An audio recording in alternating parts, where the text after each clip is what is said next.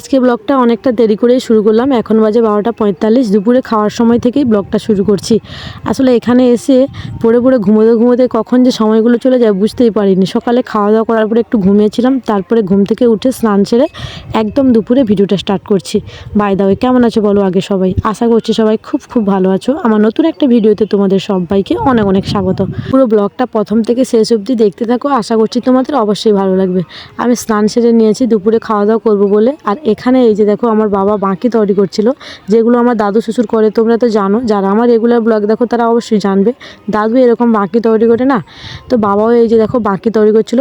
না বাবা বাঁকি বিক্রি করবে না, বাবা হচ্ছে মাঠে বাঁকি বসাবে। এখন তো যেহেতু বর্ষাকাল পড়ে গেছে, মাঠে ঘাটে জল জমে গেছে, তার জন্য বাবাদের জমিনে বাঁকি বসাবে বলেই কিন্তু বাঁকি করছে। আর দাদু কিন্তু আমাদের বাঁকি বসানো হয় আর দাদু বিক্রিও করে, তাই কিন্তু দাদু বাঁকি বানায়। আর এখানে ভাইয়ের কয়েকটা জিনিস আর কয়েকটা গামছা মা সার্ফে চুবে দিয়েছিল, আমি ওগুলো স্নানের আগে কেচে নিয়েছি। আর জানো তো বাবুর শরীরটা একদমই ভালো নেই, ওর কানপাটি আর গলা না ফুলে গেছে, একদম 3-4 দিন মতো ফুলে গেছে। আর আমারও শরীরটা ভালো ছিল না, তোমরা তো জানো আমারও গলা ফুলে গেছিলো, কথা বলতে পারছিলাম না। ডাক্তার দেখিয়ে আমিও একটু ভালো আছি। 3-4 দিন তোমাদের সঙ্গে বাবুর যে শরীর খারাপ ওটা শেয়ার করা হয়নি, কারণ আমার নিজেরও তো শরীর খারাপ ছিল, তার জন্য ভিডিও করা হয়নি। আর এদিকে দেখো মা ভাত বাড়ছে।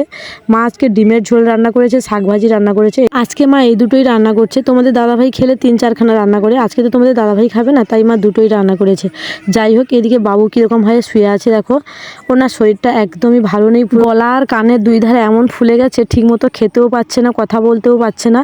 আর সেইটা তোমাদের সঙ্গে শেয়ার করবো বলে টেনে তুলছিলাম, কোনো মতেই উঠতে চাইছে না।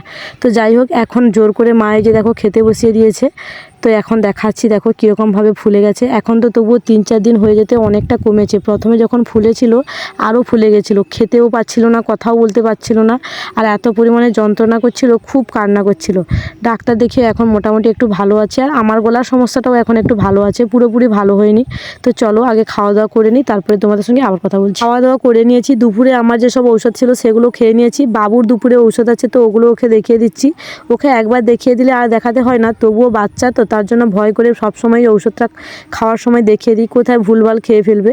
ও যেহেতু পড়তে জানে তার জন্য কোনো সমস্যা হয় না, তবুও কিন্তু আমি ঔষধ খাওয়ার সময় 3 বেলা ওকে দেখিয়ে দিই। যাই হোক, ওই যে ঔষধটা দেখাচ্ছে দেখো, এত সময় দেখাতে চাইছিল না কতটা ফুলে গেছে, এখন ভালো করে বুঝিয়ে বলতে দেখাচ্ছে। এই যে দেখো কীরকমভাবে ফুলে গেছে, দেখছো? আর যখন ফুলে গেছিলো না, এতটা পরিমাণে কষ্ট হচ্ছিল, খুব কান্না করছিল। চলো বাবুকে ঔষধটা খাইয়ে দিই। মা ছেলে দুজনে ঔষধ খেয়ে চলে এসেছি টিভির ঘরে।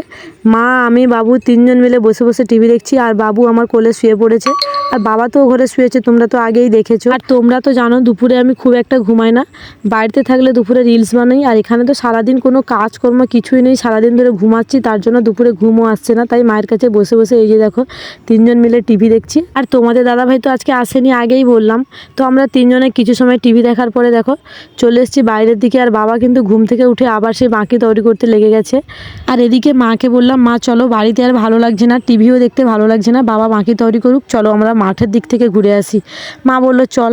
তো আমরা 3 জনে মিলে মাঠের দিকে চলে এসেছিলাম। আর জানো তো আমি খুব একটা টিভি দেখতেও ভালোবাসি না, টিভি দেখিও না, তবুও বাবার বাড়ির এখানে এলে টুকটাক টিভি দেখা হয়, কিন্তু বাড়িতে থাকলে একদমই টিভি দেখার সময় পাই না। কাজকর্ম সেরে যেটুকু সময় ফ্রি পাই সেটুকু সময় ভিডিওর কাজ করে ফোন নিয়েই ব্যস্ত থাকি। আর সত্যি বলতে কি, টিভি দেখতে আমার একদমই ভালো লাগে না, সময় পেলেও আমি টিভি দেখি না, বাবুকে নিয়ে ব্যস্ত থাকি, কিন্তু টিভি দেখি না। যাই হোক, এখানে দেখো মা, আমি, বাবু আর আমার একজন দাদু 4 জন মিলে চলে এসেছিলাম মাঠের দিকটাতে।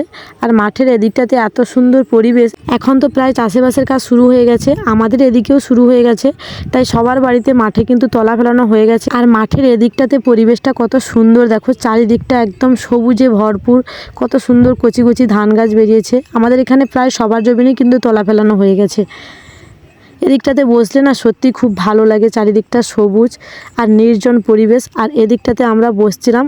ওদিকে দেখো আমার কাকুর মেয়ে, ওকে তো তোমরা জানো আমার বাড়িতে পড়তে যায়, ও আরও আমার অন্যান্য পাড়া প্রতিবেশী কাকুর মেয়েরা আছে, বাবু, সবাই মিলে কিন্তু খেলাধুলা করছিল। বাবুকে খেলতে না বলছিলাম, কারণ বাবুর কানে যেহেতু ব্যথা ছিল, তবুও বাবু কিন্তু শুনছিল না, খেলা করছিল।